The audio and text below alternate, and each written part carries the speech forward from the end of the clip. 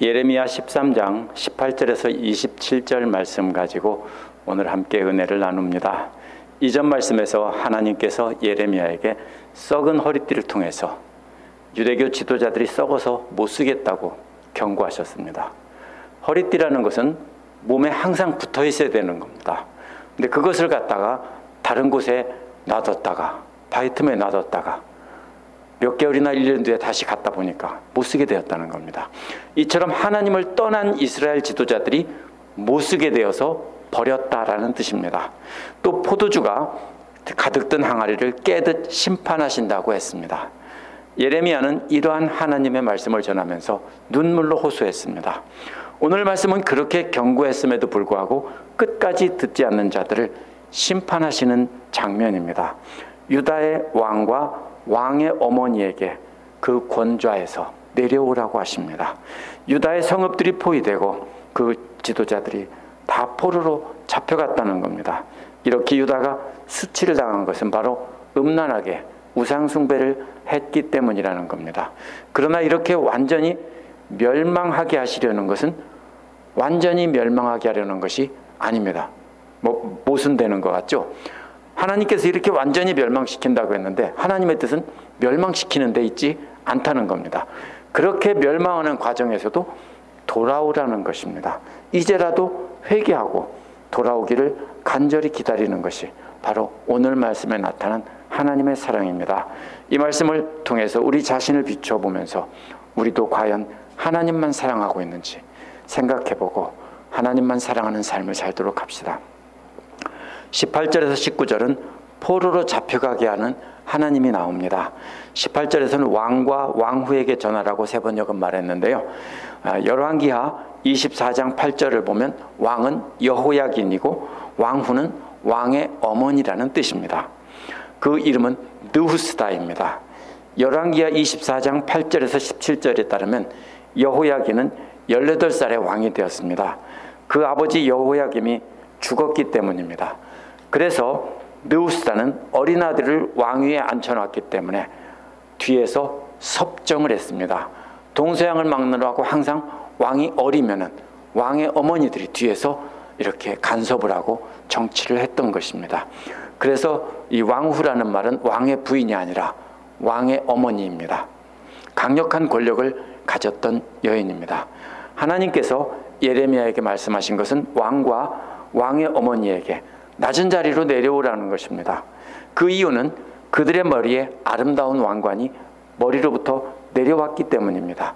왕의 머리에서 왕관이 내려오면 왕도 그 자리에서 내려와야 하는 것입니다. 이제는 유다가 망한다는 뜻입니다. 여호야긴은 왕위에 앉은 지 겨우 3개월 만에 바벨론의 포로로 끌려갔습니다. 이 두 사람은 예루살렘의 모든 지도자들을 대표로 등장한 것입니다. 그러므로 여호야긴하고 왕후만, 왕의 어머니만 잡혀갔다는 뜻이 아니라 모두가 다 그 높은 자리에서 내려왔다는 뜻입니다. 19절은 유다의 남쪽 성읍들이 포위되었다고 했습니다. 유다의 남쪽이란 말은 원어에서는 네게브의 도시들이라는 말입니다. 네게브는 이스라엘 남쪽의, 유다 남쪽의 사막지역입니다. 남쪽의 사막지역에 있는 도시들이 먼저 포위가 되었다는 뜻입니다. 그런데 아무도 그 포위망을 뚫고 구해줄 사람이 없어서 온 유다가 포로로 끌려간다고 했습니다. 그러나 실제로 모든 유다가 다 포로가 된다는 뜻은 아닙니다. 앞에서 왕과 왕의 어머니로 대표되는 예루살렘의 지도자들이 잡혀가는 것이고 그 다음에 유다의 여러 도시에서는 그 도시의 지도자들만 잡아가는 것입니다. 그래서 이것은 모든 사람을 다 잡아갔다는 것은 바로 그 모든 지도자들을 다 잡아갔다는 그런 과장법이고 시적인 표현입니다. 잡혀갈 지도자들 하나도 남김없이 다 잡혀갔다는 뜻입니다.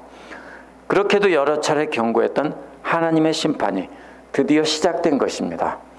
그런데 아직 본문에 보면 예루살렘은 망하지 않았습니다. 예루살렘을 둘러싸고 있는 유다의 성읍들이 망한 것입니다.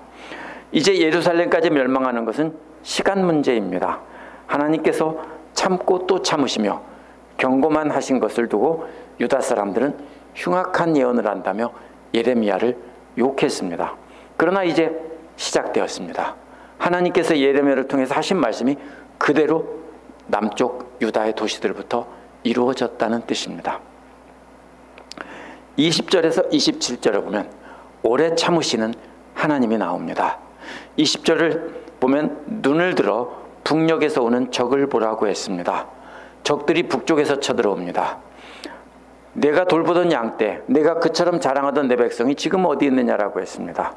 예루살렘은 높은 산지에 있고 성으로 둘러싸여 있기 때문에 아직 정복하지 않았습니다. 그러나 그 양떼들인 백성들은 이미 적들의 공격을 받고 다 사라진 모습입니다. 실제로 예루살렘을 멸망시키는 것은 쉽지가 않았습니다. 높은 산에다가 성으로 둘러싸여 있었기 때문입니다. 아주 좋은 요새인 셈입니다. 그래서 양떼인 백성들이 다 사라진 뒤에는 그 지도자들만 남았다면 아무 힘도 없고 쓸모도 없는 상태입니다. 세번역 21절은 내가 손수 기른 자들이 너를 공격하고 지배하면 내 심정이 어떻겠냐라고 했습니다. 손수 기른 자들이란 원어에서는 내가 가르친 자들이라는 뜻입니다. 전에 내가 가르쳐서 친구 삼았던 자들이 너희를 지배하면 심정이 어떻겠느냐라는 것입니다. 사람이 가르쳐서 친구 삼았다면 그래도 평등한 게 아니라 자기는 조금 위에 있고 제자는 자기보다 아래에 있는 것처럼 다루기 마련입니다. 그런데 가르쳐서 친구 삼았던 그 제자에 해당되는 사람이 자라가지고 자기를 지배하면 심정이 어떻겠냐는 겁니다. 바로 뭐라고 합니까? 이것은 바벨론을 가리킵니다. 이스라엘이 강성할 때는 다윗 시대 같은 때는 유프라테스 강까지 그 영향력을 미치며 지배를 하고 그들에게 조공을 받았습니다. 그래서 그들을 가르치며 친구 삼았다라고 한 겁니다. 그런데 이제 그들이 거꾸로 지배하게 됐습니다. 그 고통이 마치 해산하는 여인이 온갖 진통에 사로잡히지 않겠느냐라고 했습니다. 세상에서 제일 큰 고통이 해산하는 고통이라고 하죠. 그런데 바로 그렇기 때문에 그 고통이 너무 크기 때문에 해산하는 곧 여인과도 같다라고 비유한 것입니다. 22절은 그때 너는 어찌하여 내가 이런 신세가 되었는가라고 묻는다는 겁니다. 그때 하나님께서 대답하시는 것이 뭐냐면요, 내가 저지른 죄악 때문이다라고 하십니다. 이어지는 내용은요, 성적인 장면을 담고 있습니다. 왜 이렇게 적나라하게 성적인 장면을 담고 있냐면요, 예언이 전해질 때는 짧은 몇 마디로 시처럼 전해집니다. 그런데 그것이 강력하게 사람들에게 박히려면 그림 언어가 필요합니다. 그래서 여자가 성폭행을 당하는 장면으로 지금 여기서 그리고 있습니다. 제가 그대로 묘사하더라도 이해하시기 바랍니다. 여기서 이어지는 내용은 군대가 점령하에 들어와서 남자들은 다 죽이고 여자들은 성폭행하는 장면입니다. 먼저 죄악 때문에 치마가 올려지고 내 몸이 폭행당했다 이렇게 됐습니다. 치마가 올려진다는 말은 점잖게 치마를 걷어올린다는 게 아니라 치마를 확 잡아 뜯는 장면입니다. 그래서 알몸이 드러나는 장면입니다. 이것이 어떤 뜻인가 하면 시편 137편 7절에 보면 제가 전에 마태복음 설교할 때도 이걸 인용했는데요, 에돔 자손들이 예루살렘 성을 무너뜨리라는 말을 원어에 보면 개역성경에 보면 회파하라 회파하라 그 기초까지 회파하라 이렇게 번역했는데요, 직역하면 이런 말입니다. 벗겨라 벗겨라 홀딱 벗겨라 이런 말입니다. 무슨 말입니까? 예루살렘 성벽을 뭐라고 합니까? 성을 여기서도 여인으로 비유하고 있고 그 성벽을 뭐라고 비유하는 것이냐면 치마로 비유한 것으로 우리가 이해할 수 있습니다. 그렇기 때문에 오늘 말씀에서도 치마를 걷어 올린다는 말은 예루살렘 성벽이 무너지고 그 속살이 드러난다는 뜻입니다. 성의 속살이 뭡니까? 성 안에 있는 사람들이겠죠. 바로 그래서 예루살렘의 내부가 드러나는 모습을 이렇게 비유적으로 표현했습니다. 또 역시 숨겨서 번역했는데요, 세 번역에서 내 몸이라고 번역한 말은 원어에서는 내 발뒤꿈치라는 말입니다. 발뒤꿈치. 발뒤꿈치라는 말은 영어에서 head to toe 이런 말과 같은 표현입니다. 온 몸을 발뒤꿈치라고 표현한 겁니다. 치마를 확 잡아당겼으면 오늘날처럼 투피스가 아니고 어떻게 되어 있습니까? 원피스겠죠. 확 잡아당기면 온몸이 알몸으로 드러나는 겁니다. 근데 알몸으로 드러난 온몸을 그냥 발뒤꿈치라고 이렇게 표현한 것입니다. 그런데 특별히 이것은 생식기를 표현한 완곡어법이라고 말하는 사람들이 있습니다. 그렇기 때문에 대부분의 이 말은 강간을 당하는 장면을 이렇게 숨겨진 말로 표현한 것으로 봅니다. 치마를, 옷을 확 잡아 뜯어 벗기고 강간을 당하는 장면이다. 실제로 강간이 아니라 예루살렘이 성벽이 무너지고 예루살렘 성사람들이 다 유린당하고 죽임당하고 강간당하고 아이들은 패대기 쳐 죽이고 이런 장면이겠죠. 그것을 바로 뭐라고 합니까? 이렇게 여인이 강간당하는 장면으로 예루살렘 멸망 장면을 이렇게 생생하게 시적인 표현을 한 것입니다. 그래서 여인으로 비유된 예루살렘이 당할 수치를 이렇게 비유적으로 표현했습니다. 예루살렘은 그렇게 최고의 수치를 당하면서 완전히 멸망한다는 것입니다. 이것은 피할 수 없다는 겁니다. 확정되었습니다. 왜요? 이미 남부에 있는 모든 도시들이 다 멸망했으니까 예루살렘이 그렇게 멸망하는 것은 이제 시간 문제라는 것입니다. 23절은 에디오피아 사람이 자기 피부를 바꿀 수 없다라고 했습니다. 에디오피아 사람들은 오늘날 에디오피아, 수단 이쪽 사람들입니다. 그래서 아프리카에서 북쪽 지방인데요. 그 검은 사람들입니다. 그래서 그 사람들이 피부를 바꿀 수 있느냐라고 묻습니다. 답은 뭡니까? 당연히 바꿀 수 없다. 유다의 죄와 가치도 바꿀 수 없다는 겁니다. 표범이 그 반점을 다르게 할 수 있느냐? 표범이 그 반점 얼룩을 제거해서 얼룩이 없게 할 수 있느냐라는 겁니다. 당연히 없다는 것입니다.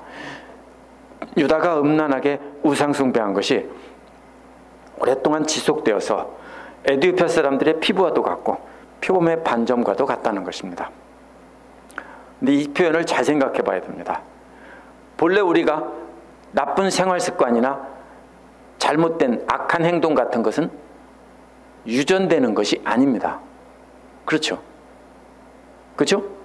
우리가 악한 행동을 했는데 자식들이 본받을 수는 있지만 그것이 유전으로 전해지는 것은 아닌 것입니다. 그런데 이스라엘의 죄악은 오래전부터 그렇게 계속해서 유전이 되듯 계속 전해왔다는 것입니다. 그래서 하나님께서 한탄하시는 것처럼 말씀하시는 것이 마치 너희들은 마치 그 우상 숭배하는 것이 마치 표범이 반점이 있는 것처럼 유전적인 것 같고 또 에디오피아 사람들이 얼굴 피부가 검은 것처럼 유전처럼 너희들 몸에 완전히 박혔구나라는 뜻입니다.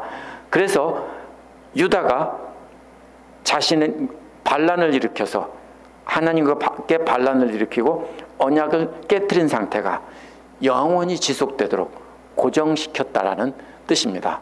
사실 이것은 유전이 아닌데 우상숭배는 유전이 아닌데 대대로 계속 우상숭배를 했기 때문에 이것이 표범의 반점과도 같고 구스 사람들, 에디오피아 사람들의 그 검은 피부와도 같다. 바꿀 수 없다라는 뜻은 아닙니다. 너희들이 그렇게 바뀌지 않고 어쩌면 그렇게 조상들과 너희가 똑같냐라는 뜻입니다. 그래서 약간 빈정거리는 투로 하나님께서 말씀하시는 겁니다. 만약 에디오피아 사람이 그 피부색을 바꿀 수 있고 표범이 그 반점을 바꿀 수 있다면 이미 죄악에 익숙해진 유다와 예루살렘 사람들도 선을 행할 수 있을 거라는 겁니다. 실제로 행할 수 있다는 얘기입니까? 행할 수 없다는 뜻입니다. 뭐예요? 천지가 개벽한다는 말이고 우리도 그런 말 잘 쓰죠. 해가 서쪽에서 뜬다고 하고 그런 말처럼 이렇게 하는 말입니다. 죄악된 행동이나 습관들은 유전이 아니라 후천적으로 오랫동안 행해서 고정된 것입니다. 그럼에도 불구하고 하나님께서 유전자 때문인 것처럼 말씀한 것은 조상 때부터 한 번도 변하지 않고 어쩌면 그렇게 계속 똑같이 반복하냐 이런 뜻입니다. 하나님의 택함 받은 백성이라고 자랑하던 유다와 예루살렘은 자신들이 하나님을 최고로 잘 섬긴다고 떠들었습니다. 우리가 성경을 항상 볼 때 오해하면 안 됩니다. 비유로 하나님께서 우상숭배를 간음처럼 말씀하신 거지 실제로 저들을 찾아가 만약에 타임머신을 타고 가본다면 저들은 우리가 깜짝 놀랄 정도로 하나님을 잘 섬기던 사람들입니다. 물론 실제로 우상숭배하는 사람들도 개중에 있었습니다. 그러나 제사장들이나 이런 사람들이 우상숭배했겠습니까? 이것은 어디까지나 비유적인 표현입니다. 실제로 유다와 예루살렘은 유대인 중에서 최고입니다. 엘리트 중에 엘리트들이고요. 가장 핵심이고 자기들이 최고로 거룩하다고 하는 사람들입니다. 그 중에 핵심은 예루살렘입니다. 그런데 하나님께서는 그들의 죄가 마치 에디오피아 사람의 피부색 유전자나 표범의 얼룩무늬 유전자처럼 계속 똑같이 이어왔다는 것입니다. 그런데 하나님은 그래서 너희들은 구제불능이야 이 뜻이 아니라, 완전히 포기하셨다는 뜻이 아니라, 너희들은 어쩌면 그렇게 똑같냐라고 말씀하시지만 이제라도 변했으면 좋겠다라는 뜻입니다. 이제라도 회개하고 돌아서라는 것입니다. 그동안 하나님께서는 조상 때부터 그렇게 한결같이 똑같은 우상 숭배하는데도 계속해서 한결같은 사랑으로 참아주셨다는 겁니다. 어쩌면 그렇게 똑같냐라는 뜻입니다. 유전자라도 물려받은 것 같구나 이런 뜻입니다. 그렇기 때문에 24절은 사막에 바람이 나부끼는 건불처럼 산산이 흩어놓겠다고 한 것입니다. 시편 1편 4절에서 나오죠. 바람에 나는 겨와 같도다. 25절은 이것이 너희의 몫이며 내가 너희에게 정해준 배당이다라고 했습니다. 배당이 뭡니까? 알곡을 나눠주는 겁니다. 곡식을 걷어서 이가 네가 수고한 몫이다 하고 월급을 준다는 뜻입니다. 근데 월급이 뭐예요? 알곡이 아니라 바람에 나는 겨, 껍데기만 준다는 겁니다. 주는데 받아집니까? 안 받아지죠. 받으려고 하는데 바람이 불어서 다 날아가 버립니다. 받는다고 해도 아무것도 먹을 게 없습니다. 불에 태울 땔감밖에는 안 되는 것입니다. 왜냐하면 너는 나를 버리고 헛된 것을 믿었다는 것입니다. 바알신과 같은 우상을 믿었다는 겁니다. 헛된 우상을 음란하게 섬기는 것은 아무리 열심히 해도 헛된 것이기 때문에 남는 것은 바람에 나는 겹뿐입니다. 남는 것은 아무것도 없고 생명을 이어갈 양식은 하나도 없습니다. 26절은 그래서 치마를 얼굴까지 올려서 너의 수치를 드러나게 하겠다는 것입니다. 치마를 얼굴까지 올린다면 얼굴은 빼고 온몸이 다 드러나 수치를 당하는 것입니다. 그러나 먼저 다 벗고 얼굴까지 드러내 부끄러운 짓 하는 것은 예루살렘입니다. 하나님을 버리고 우상 숭배를 했다는 겁니다. 물론 저들은 드러내놓고 버린 것이 아닙니다. 하나님은 안 계시다고 믿기 때문에 형식적으로는 거룩하게 제사를 드리고 예배를 드리는 척하지만 뒤에서는 마음으로는 우상을 섬기고 세상 쾌락을 따라갔다는 뜻입니다. 근데 하나님은 다 아시죠. 그래서 하나님은 그 모습을 벌거벗고 우상에 숭배하는 것과 같다라고 한 것입니다. 그래서 하나님은 등지고 우상 앞에서 벌거벗고 몽땅 다 보여준 너희들을 하나님은 그래도 얼굴이라도 가리도록 해주신 겁니다. 말을 들어서 얼굴을만 가리겠다라고 한 것입니다. 27절은 예루살렘이 어떻게 부끄러운 짓 됐는지 생생하게 묘사가 되어 있습니다. 원어의 순서대로 보면 하나님께서 먼저 간음하는 장면을 목격했습니다. 간음하는 장면을 보았고, 두 번째는 음란하게 소리 지르며인데 발정난 말이 수컷과 교배하고 싶어서 우는 소리입니다. 먼저 간음하는 장면을 목격한 다음에 발정난 암말처럼 울음소리를 들었다는 것입니다. 그 다음에는 정말 역겨운 일을 보고 들으셨다는 겁니다. 언덕과 들녘에서 저지른 역겨운 일이란 사악한 간음이란 뜻입니다. 역겹다, 사악하다는 말은 레위기 18장 17절과 20장 14절에 보면 아내와 장모를 아울러 취하면 악행이라고 한 말이 바로 이 사악한 간음이라는 말의 뜻입니다. 정말로 악한 일이죠. 단순히 음란한 것을 넘어서 이번에는 근치상간까지 했다는 것입니다. 그것도 숨어서 한 게 아니라 언덕과 들판과 같은 공개적인 장소에서 그렇게 했다는 것입니다. 물론 비유입니다. 이건 어디까지나 비유입니다. 그러나 실제로 우상 숭배하던 그런 의식들을 이방 사람들이 했고 이스라엘 사람들 중에 그런 사람들이 있었습니다. 그런 사람을 죽이는 장면 이런 것이 성경에 나오죠. 그런 게 있었습니다. 그러나 오늘 말씀에서 초점은 예루살렘과 유다의 지도자들에 대한 것이기 때문에 이것은 어디까지나 저는 비유라고 봅니다. 그렇기 때문에 이렇게 부정한 예루살렘을 부르며 저주가 있을 거라고 하십니다. 언제까지 그렇게 부정한 채로 남아있을 거냐라고 물으십니다. 그렇다면 예루살렘은 정말 오랫동안 그렇게 해왔는데도 하나님은 또 참고 또 참으신다는 겁니다. 이제는 더 이상 음란하고 사악한 간음을 더 참을 수 없을 만큼 끝도 없이 계속하고 있다는 겁니다. 그런데 만약에 완전히 버리셨다면 언제까지 그렇게 지내겠느냐 하지 않지요. 이것은 무슨 말입니까? 이제라도 돌아서라는 말입니다. 이것이 하나님의 사랑입니다. 참고 또 참으신 하나님이 이번에도 벌은 내리시지만 깨닫고 돌아서면 용서해 주시겠다는 것입니다. 오늘 말씀에서 주목해야 되는 핵심적인 말은 에디오피아인이 그 피부색을 바꿀 수 있으며 표범이 그 얼룩무늬를 제거할 수 있느냐고 물으신 질문입니다. 유다와 예루살렘만 그렇게 죄가 마치 유전자처럼 물려지는 것이 아니기 때문입니다. 유다와 예루살렘의 우상숭배를 벌거벗고 간음으로 하는 것으로 말한 것은 실제 우상의 신전에서 그럴 수도 있지만 어디까지나 비유입니다. 유다와 예루살렘은 자신들은 항상 최고로 하나님을 잘 믿는다고 자랑했던 사람들이고 오늘날까지도 그 사람들은 그렇게 자부합니다. 그렇다면 이 사람들이 실제로 그렇게 드러내놓고 간음했으면서 그렇게 하지는 않았을 겁니다. 이들은 하나님을 최고로 잘 섬기던 사람이라는 것을 알아야 됩니다. 자신들만이 마지막 남은 진짜 하나님의 백성이라면서 사마리아 사람들이 함께 하자고 할 때도 거부한 사람들입니다. 예수님 당시에도 사마리아 사람들을 완전히 무시했던 사람입니다.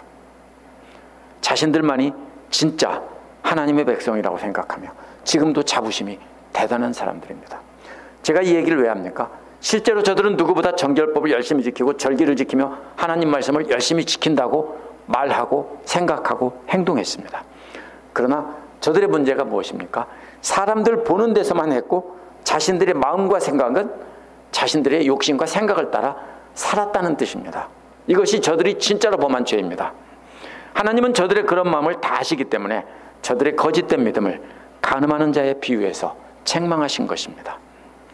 에디오피아 사람의 검은 피부를 바꿀 수 없고 표범의 얼룩무늬는 절대로 제거할 수 없습니다. 그런 사람들처럼 자신의 생각과 욕심에 따라 사는 것도 마치 유전자라도 되는 것처럼 계속 되물리면 됩니다. 초대교회를 보십시오. 초대교회에서부터 교회 역사를 보나 종교개혁 시기를 보나 오늘날 보나 계속 교회는 계속 어떻게 했습니까? 하나님을 믿는다고 하면서 하나님의 말씀을 왜곡시켜서 자신들의 유익을 취하고 자신들이 잘 먹고 잘 살고 번영을 누리는 일에 전부 이용했습니다. 오늘날은 안 그렇습니까? 오늘날도 복을 받는다고 하면서 다들 그렇게 말합니다. 큰 차이가 없습니다. 예수님이 오시고 십자가에서 죽으시고 부활하신 뒤에 세워진 교회도 유다와 예루살렘과 차이가 없습니다. 모두가 다 하나님 말씀을 그대로 순종하고 따라가기보다는 자신들의 생각과 욕심에 따라 골라서 받아들이고 변형시켜서 받아들이면서 자신들은 잘 믿는다고 합니다. 사람들은 모릅니다. 그러나 하나님은 아신다는 겁니다. 하나님께서 살아계시며 우리의 모든 말과 행동과 생각까지 다 지켜보시고 아신다는 것은 말로는 말하는데 실제로 행동으로는 사람 앞에서만 거룩하게 하는 분들이 계십니다. 그러면 분명히 그것은 하나님이 안 계시다는 소리입니다. 헌금이나 예배나 기도나 모든 것을 사람 앞에서는 잘하는데 하나님 앞에서는 안 한다면 그것은 거짓말입니다. 그런데 그것을 우리가 쉽게 알 수 있죠. 사랑한다고 하면서 실제로는 자신이 육신이 시키는 세상의 사치와 방탕과 세상의 부귀영화를 사랑한다면 그것이 바로 오늘 본문에 나온 역겨운 우상숭배입니다. 우리가 본문을 오해하고 쉽게 생각하기 위해서 저들은 저렇게 음란하게 가나안 신들을 섬겼기 때문에 저렇게 망한 거야 이렇게 쉽게 말합니다. 그런데 실제로 이스라엘 사람들은 지도자들은 그렇게 하지 않았다는 겁니다. 실제로 사람들은 하나님을 믿지 않습니다. 살아계신다는 걸 믿지 않고 자기 생각대로 살아갑니다. 하나님께서 말씀하시면 내 생각 내려놓고 무조건 받아들이고 따라야 합니다. 그러려면 하나님 말씀을 읽거나 듣는 태도 자체가 우리가 바뀌어야 됩니다. 내 생각과 같으면 기뻐하고 은혜 받았다고 하고 내 생각과 다르면 그냥 넘기면 그게 바로 뭡니까? 하나님에 대한 반역이고 불신앙이고 간음인 것입니다. 그렇게 하나님 말씀을 받는 사람들은 우리의 죄악된 본성을 따라 육신의 생각을 따라 살고 세상적인 가치를 따라 실제로는 살아가면서 하나님을 믿는다라고 하는 겁니다. 그것이 바로 하나님 앞에서 보란듯이 간음하는 우상숭배자입니다. 하나님께서 구스인 에디오피아 사람과 표범의 비유로 말씀하신 것은 우리의 죄악된 속성은 절대로 변하지 않는다는 겁니다. 실제로 우리의 타락한 죄악된 본성 때문입니다. 그러나 완전히 포기하신다는 것이 아닙니다. 우상숭배의 유전자라도 있는 것처럼 똑같이 공통점을 가지고 있지만 하나님께서는 용서하고 참아주시며 돌아오시기를 기다린다는 겁니다. 어떻게 돌아갑니까? 우리 힘으로는 돌아가는 게 아닙니다. 예수님 말씀을 듣고 하나님께서 모든 것을 다 하신다는 걸 믿고 우리가 진짜로 하나님께로 돌아서야 합니다. 우리가 완벽해진다는 뜻이 아닙니다. 여전히 죄는 지켰지만 하나님 앞에 서 있다는 것을 생각하고 하나님을 인정하고 하나님 말씀을 있는 그대로 받아들이고 순종해야 합니다. 절대로 골라서 받고 순종하면 안 됩니다. 그렇게 한다면 우리는 정확히 예레미야 당시에 유다와 예루살렘 사람들의 유전자를 물려받은 사람들입니다. 기도하겠습니다.